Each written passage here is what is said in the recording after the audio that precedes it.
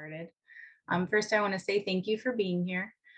My name is Angela Austin. I am the STARTS Program Manager at National Security Innovation Network. And today we're here for the Ask Me Anything session. We have some subject matter experts available to answer questions and some of the staff at Combat Feeding Division. And what the STARTS program does is we help military leaders and units connect with early stage ventures to solve their problems. And today we're meeting about Combat Feeding Division and their interest in finding new food technology. I want to go over just some general information before we get started with the questions and answers. As you all know, I'm sure you found your way through the link to get here today, but the application is open and it expires at 11:59 p.m. Eastern time on the 6th of June. That's a Monday. As part of your application, there's a presentation and it needs to be in horizontal presentation saved as a PDF, and we won't accept any videos embedded in there. So that's important to know. Also, we're going to have, if you are accepted through the down selection process to the final event, which will be on the 21st of July, we will have 2 different sessions on 11 July as rehearsals at 11 and 2 p.m. Eastern time. And as far as just the general stuff, I think I've pretty much covered it. So I'm going to go ahead and turn it over. Lauren Alexic is part of Combat Feeding Division, and she's going to kick it off from here. Well, good morning, everyone.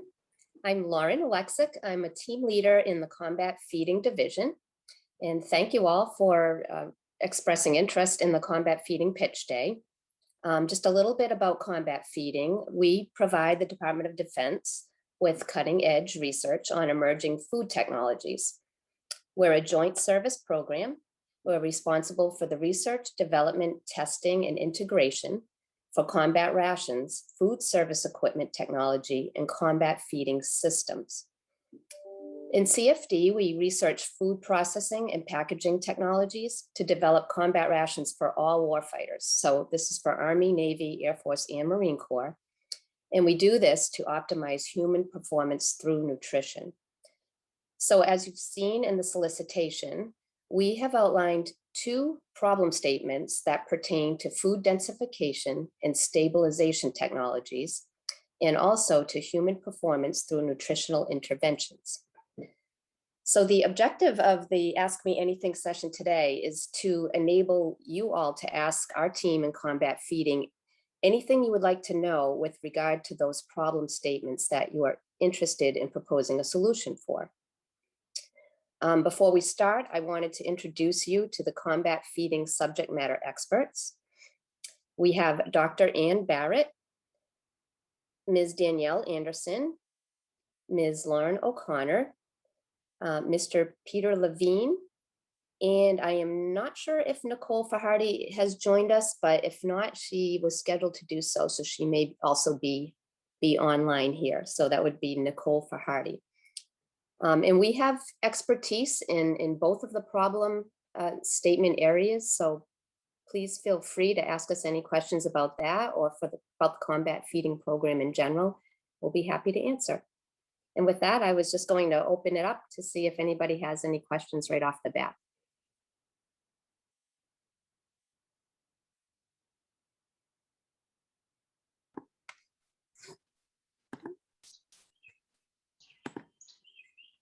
Hi there. I'm Sierra, but I'm here in Vermont.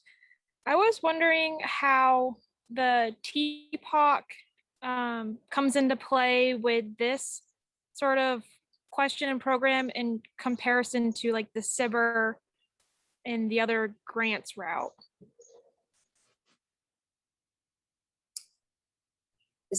So if I understand, your question is more about the STARTS program and the competition in general and how it relates to SBIR and other solicitations? Yeah, so like maybe if this could be combined with SBIR and other solicitations, or like for SIBR, I know there's a technical POC requirement. Is that also a requirement for this? I'm gonna send that question over to John or Angela. Actually, this is Danielle Anderson. I think I know what she's talking about because she had emailed me last week.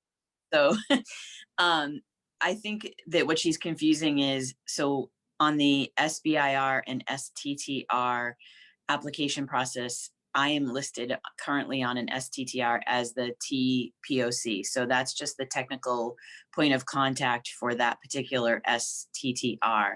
So it doesn't relate to the person applying for it. It's just on the government side, it's the technical representative. So the subject matter expert or the person who proposed it. Does that clarify?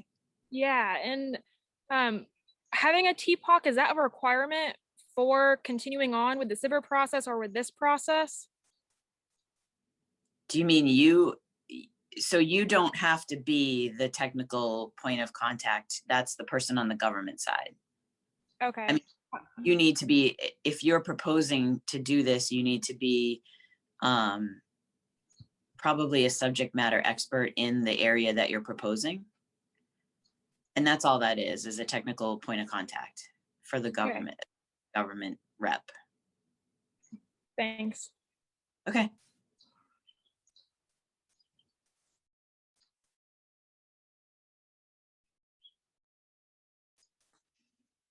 Are there any questions in particular to the two problem challenge areas? I can just review them briefly. As they're stated in the solicitation, problem number one is regarding nutrient densification. So here our goal for combat feeding is to reduce the weight and volume of rations so that soldiers can carry more rations than they're carrying now for a longer period of time in case that there are contested logistics and they can't be resupplied readily.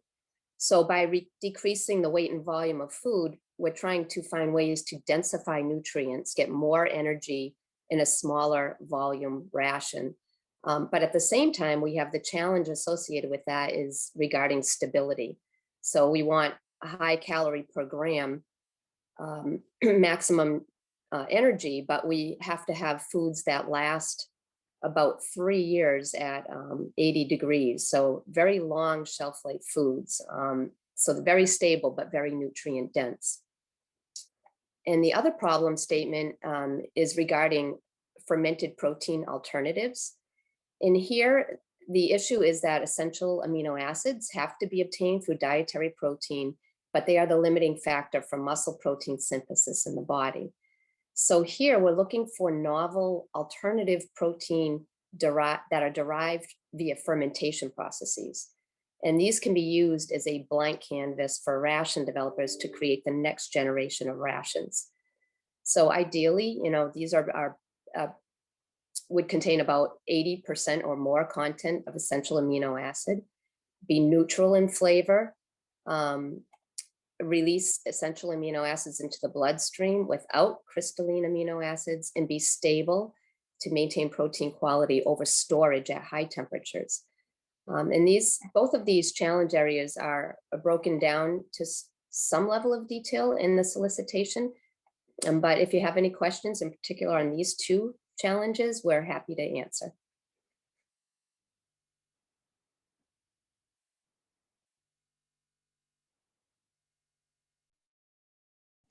I have a question just on behalf of General. Can you review the award requirements for our interested applicants?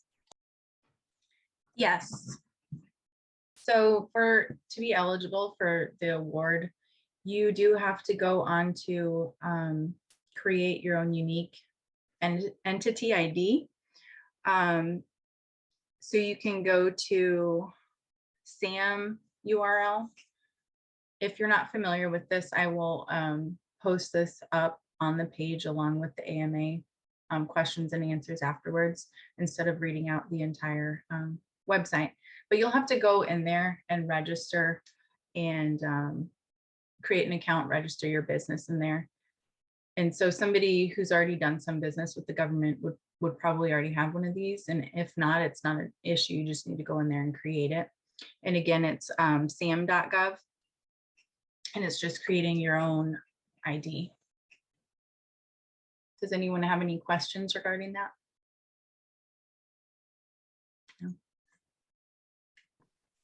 I have a question about pitches, if I can ask about that. Just curious kind of where that falls in the whole process when a pitch would occur, as part of the whole selection process and everything. Sure, I can answer that for you. So with the application, your presentation that you're submitting is going to be what information you want to pitch to us, but it'll just be in the PDF format, like we kind of mentioned. So then on the 21st, when we have our pitch day, that's our actual event, that would be when you're going to pitch your actual product or technology. And you'd have between 5 and 7 minutes. And then also sometime afterward that we would possibly want to ask a few questions, or the subject matter experts might want to ask some questions. Does that answer that for you or give you a better idea? It does. Yeah, so we wouldn't really start any technical development, obviously, until after the pitch, if we had been accepted after the pitch. But just was looking for kind of feasibility studies ahead of time, how much needs to go into the pitch, that kind of thing. Is the pitch completely hypothetical, or does it need to have some data backing it up? Okay, sure. I'm not one of the subject matter experts. So maybe one of you could chime in and provide her with a better idea of what you're looking for, maybe. Sure, I think this is Lauren.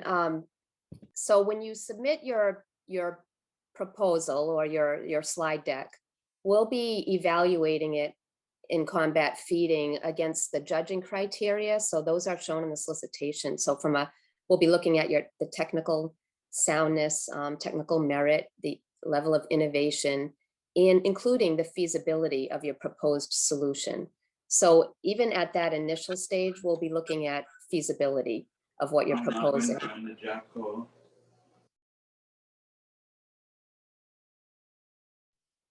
I'm sorry, was I muted that whole time? I apologize. Let me start. You were not muted. We heard you.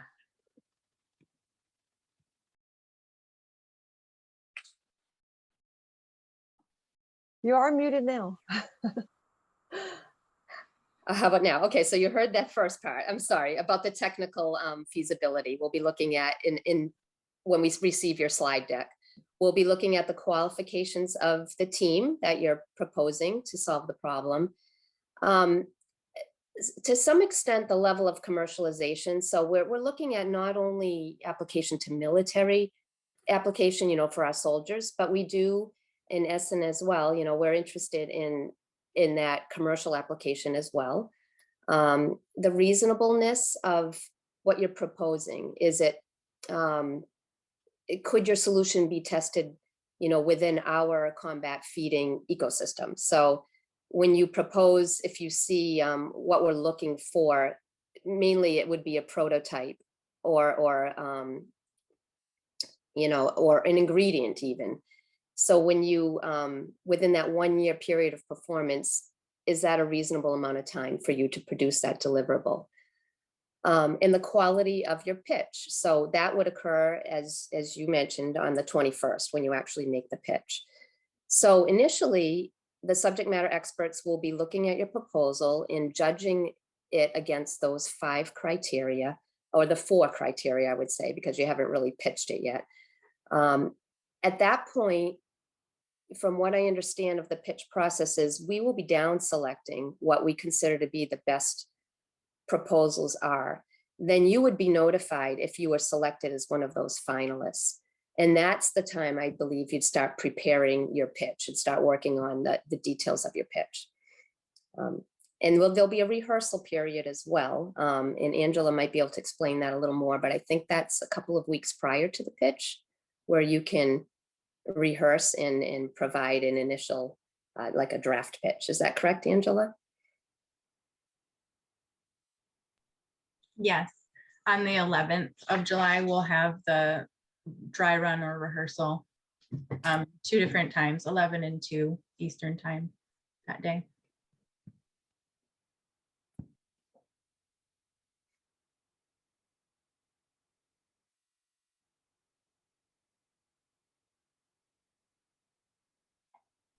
So Lori, this is Danielle. I would also add that, you know, if they're wondering about how much to prepare, I would say that when we're evaluating these proposals, you know, the more data you have or the more supporting evidence you have, the better, right? So it's always good to provide as much information as you can, was kind of my thought process on that. Yes, I would agree. You have, up to 15 slides, I believe. So that gives you quite a lot of room to really show what your proposed solution is. And, for us from the military application perspective, you don't have a lot of information to go on. You have what's in the solicitation, but I would really tap into those key features if you can. And I understand, some of these are probably very innovative ideas and you may not have all the answers. But as Danielle said, if you can provide, as much evidence that you have to think that your solution is a good solution and will meet those criteria that are outlined, I think that would position you very well.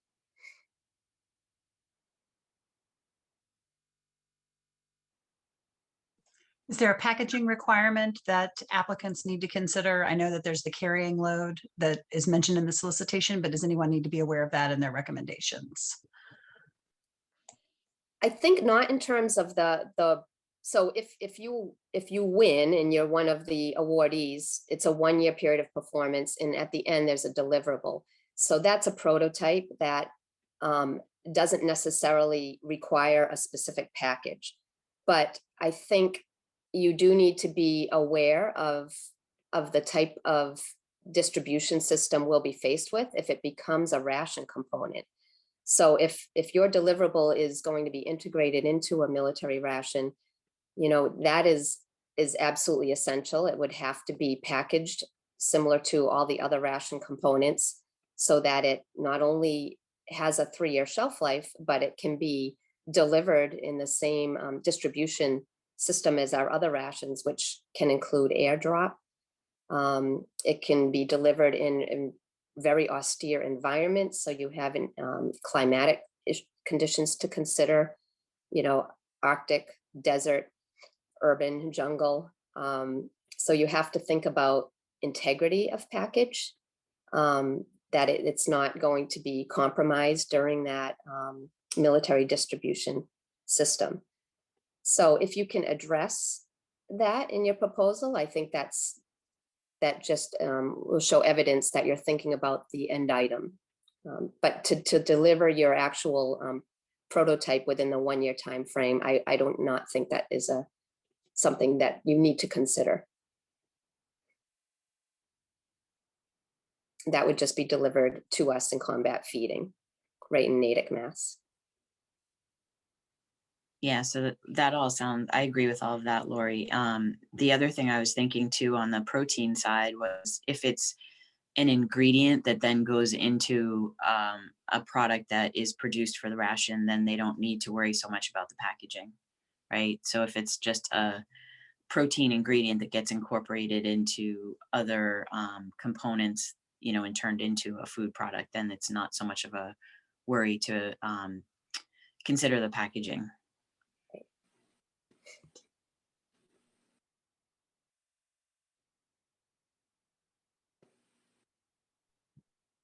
Do we have any other questions at this time? Yes. So how strict are you in terms of able to meet all the needs of your proposal that's out there? Are you absolutely has to be 80% or above on protein, or we can hit the 75% target, so it's pretty good, or something like that. Just trying to understand, are there, like, we'd like to see your proposals anyway, even if you feel like you can get pretty close but not perfect, or What is that Yeah. like? So as far as the protein is concerned, the 80% is a goal, because we had to throw out a goal, but we understand that that may not be achievable. So the best protein that we have right now is whey protein, which is about 35% essential amino acids. So we're looking for something that is better than whey protein or the current gold standard. And so we will definitely make trade-offs as far as, what that final essential amino acid content is. But we just had to set a goal. Mhm. And I would say the same is true for the nutrient densification statement. We've listed some of the basic requirements that it has to be shelf stable. It would have to be palatable, clearly. But that's very subjective. So these are goals, more or less. Obviously, it does have to be consumable in the case of the nutrient densification item. So it has to be, food ingredients and grass ingredients, things that can be consumed in that case. But I would say the same as Danielle. These are goals, and we're open to proposals that at least address or show an awareness of these goals, and maybe even a potential solution to those criteria is fine. So it sounds like we had the two separate objectives going at the same time. I have an idea, for both. It's not it's not one product that will solve both, but I have two separate ideas that will solve one of each. Should I combine that into one for my presentation or submit two separate ones?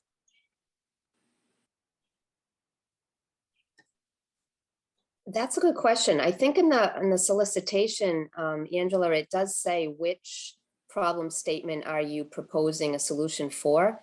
So I'm not sure if you would have to submit it as two separate ones. Angela, can you clarify that? I think it'd be fair to be able to submit two separate ones to allow, the full information to be given on each one. I mean, as long There as is an option to respond to both. You identify the preferred problem set. You can check both Okay. on the application. Right. And if you have two different solutions for the two different problem sets, yeah, I think you can break them out in your slide deck, and they would probably be pitched separately, is my guess. Okay, two different submissions. And I kind of just clicking through the application process. I didn't actually submit anything, but part of it says submit like your business URL. Like, I'm assuming have to have an established business at least to be registered with sam.gov. And it had an asterisk next to the website. Do we have to create a website like this early in the process? no, you don't need to. Okay.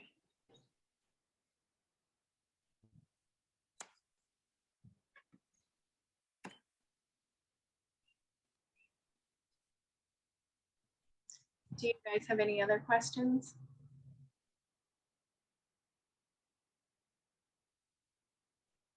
No? I do real quick. If someone was awarded the grant and started to, how do you set up like milestones and payments? Is it typically like 3 months or, I don't know, half a year? However you set it up. Is it monthly? And are you doing financial reporting monthly? Angela, we don't have Francisco on the line, do we?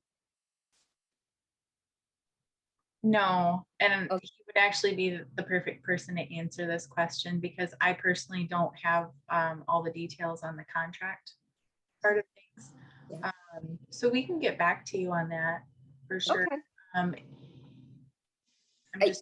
I do know after speaking with him, one answer I think I have for you is that after you're, informed if you won one of the two prizes, what we do is we sit down together with NSIN's contracting POC, and we develop a scope of work. So together, what I'll do is we'll break down what the line items of the contract include, what the deliverable will look like, and then including, I think, reporting. So it would Wow, probably that's include some very nice. regular amount of reporting, right? So you guys will actually work with us to develop that scope of work and milestone reporting.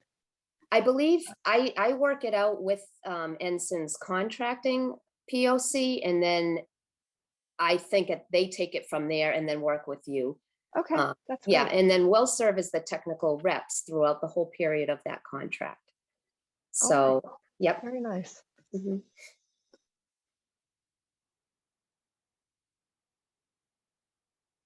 But as far as like the payment plan and all that, that is definitely something that they can get back to you on.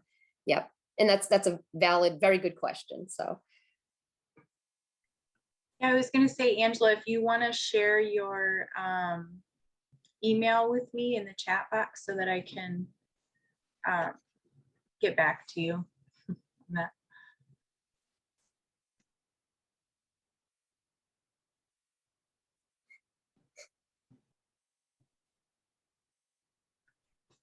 And then did we have any other questions?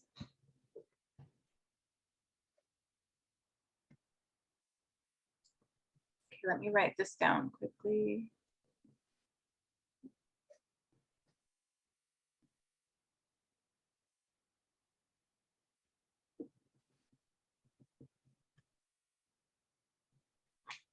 Thank you. All right, if we don't have any other questions, then I just want to remind you one more time that the application is going to close on the 6th of June. That's the deadline. And this AMA session will be posted for your reference by the end of this week also on the solicitation page. So thanks again for all of you attending, and thanks for all the good questions. Thanks for all the information from you, Lauren, and your subject matter experts. So if we don't have anything else, then I just want to say thanks, and you all enjoy the rest of your day. Actually, you. can I ask one more last thing? Sorry. After this Q&A session is over with, is it like we're pretty much on our own? We aren't allowed to like reach back for anything?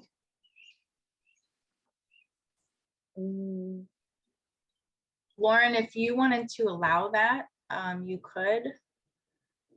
It's kind of yeah, I'm fine with that.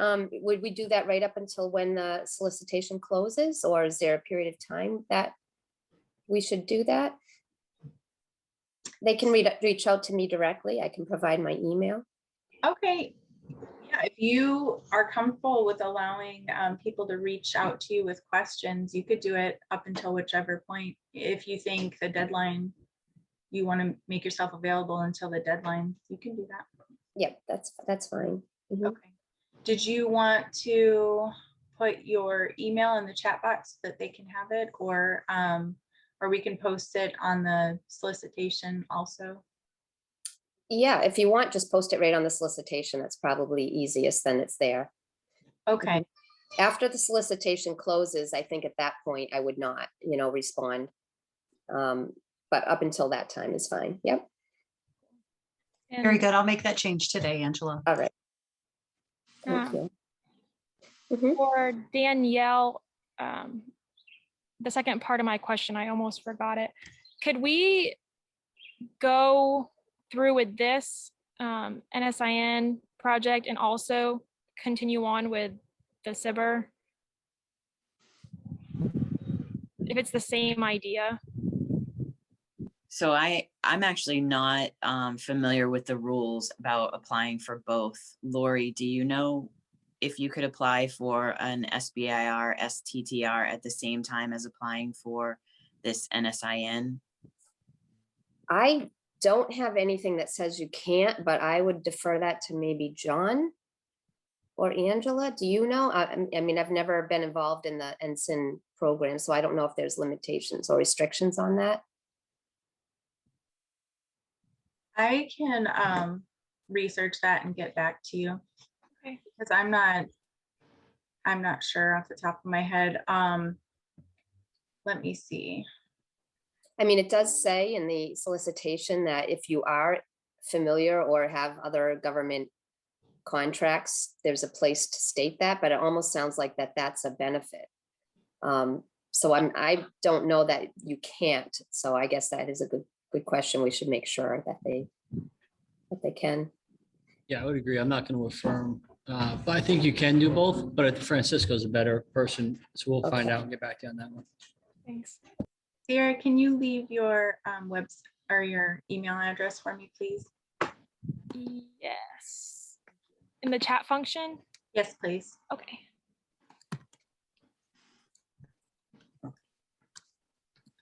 Thanks. Are there any more questions? No? All right. Well, thanks again, everyone, for being here.